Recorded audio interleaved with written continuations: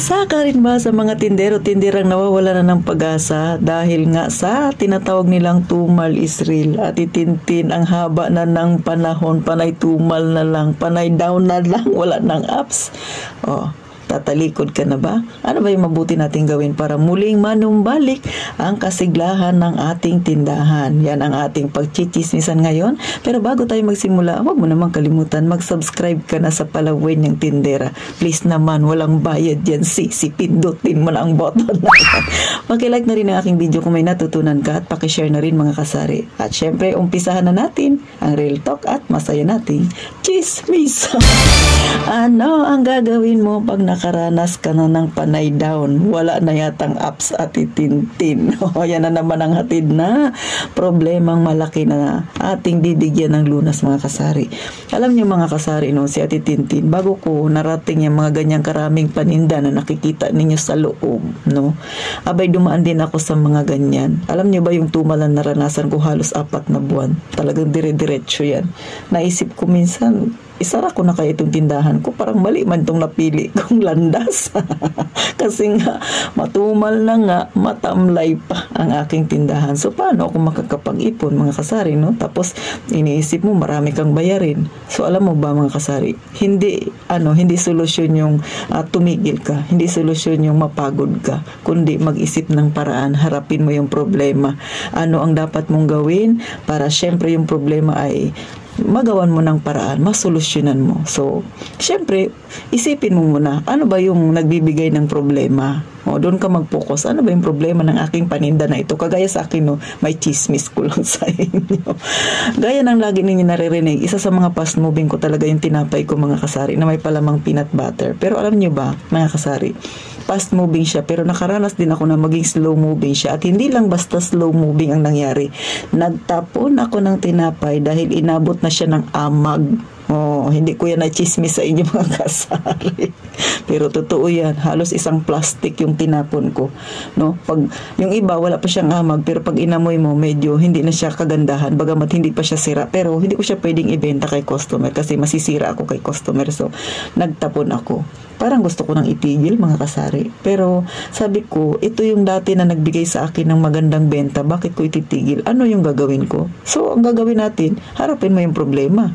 Hanapin mo kung ano ang nagdudulot ng problema. So, ang ginawa ko, bumibili pa rin ako ng ganong paninda ng tinapay pero nagbawas ako, halos kalahati yung binawas ko mga kasari. Talaga naman, And then, naggawa ako ng panibagong palaman na pwedeng pagpipilian ng isang customer na bibili sa akin. So, hindi lang basta peanut butter, nagkaroon ako ng egg sandwich. So, simula doon, syempre, kailangan gawa tayo ng paraan para makilala ni customer. So, ganyan yung ating gagawin. So, ang mangyayari, kailangan mong makipag-usap kay customer. So, kakapalan natin yung mukha natin, i-alok kay customer. So, yan nga yung ginawa natin, Tintin, alok.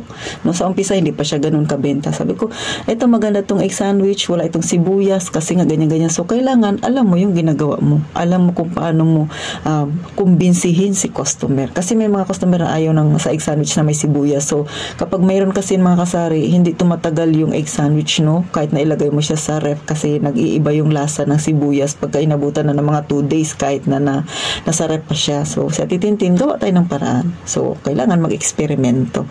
So, mga siguro 1 buwan yun, alok-alok ako hanggang sa paunti-unti nakabangon mga kasari at naging malakas ulit ang aking tinapay. Ngayon, marami na naman akong binibili. So, maliban pa dyan, nagdagdag pa ako ng panibagong variety ng tinapay mga kasari. Siyempre, kailangan mo siyang i-alok. So, bibili ako ng tinapay, yung mga balot-balot na ang puhunan niya ay 20 pesos. Binibenta ko ng 25. So, laway lang ang puhunan ni Ate Tintin, 5 piso kaagad yung tubo ko.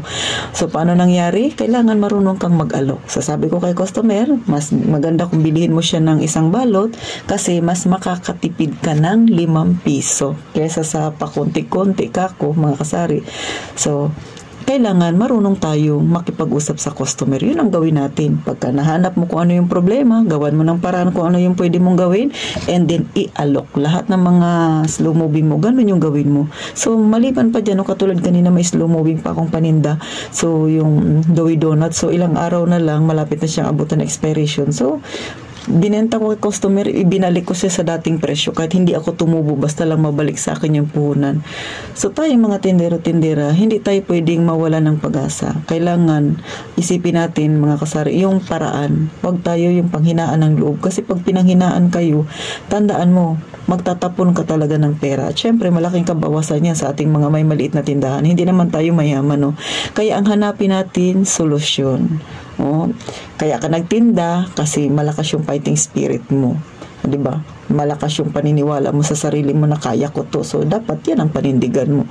Kaya, sa ngayon, mga kasari, no, naging okay naman na yung aking paninda. Dati kasi talagang, nung mga unang nagtindahan ako, nung umpisang nagtindahan ako, talagang nakakaranas ako na magtapon talaga ng paninda. Pero ngayon, bibihira na lang. Siguro yung hindi ko siya napapansin, yun yung mga nakikita ko, no. Pero, ginagawa natin Tintin, may paraan ako diyan. Gaya ng sabi ko yun, sinasabi natin na FIFO, first in, first out. So, yan yung ginagawa ko sa mga dilata. Sa mga dilata, never akong nagtapon kasi may FIFO akong sinusunod. Then, yun lang talaga naranasan ko na marami akong naitapon doon sa tinapay. Pero, nagawa na natin Tintin ng paraan yan. Kaya ngayon, back to normal na ulit tayo. So, kaya nasabi ko mga kasari, pagka may problema kayong nararanasan, ang hanapin ninyo yung solusyon. Hindi yung paraan na parang panghinaan na kayo. Kasi walang mangyayari tapos magiging negatibo kayo. So, sa larangan ng pagtitinda, no, sa likod ng isang matagumpay na negosyo, meron din niyang pait na naranasan. Pero, syempre, yan yung nagtuturo sa atin para magpatuloy, maging matatag sa ating pagninegosyo. Paano ka magtatagumpay kung tatalikod ka na kaagad, kung hihinto ka na kaagad, mga kasari? Hanggang dito na lang sa Tintin. Sana yung mga wala pang tindahan na gustong magkatindahan, itong kinikwento ko sa inyo mga kasari ay realidad ito. Nararanasan ito ng lahat ng mga tindero-tindera. Walang magsasabi na hindi sila nakaranas ng down talaga. Baka sabihin nyo, panay ups naman yata Tintin. Hindi. Ups and down, magkasama yan pag kayo ay pinasok ninyo yung ganitong larangan. Pero kapag naranasan mo yung down, huwag kang panghinaan. Magtuloy-tuloy lang. Maging positibo, gumawa ng paraan, mag-isip ng solusyon. Yan ang tamang mindset nating mga tindero-tindera. So, paano magkita tayo sa sunod na vlog na Tintin? Gaya nga ng palagi kong sinasabi, mag-iingat tayong palagi, mga kasari.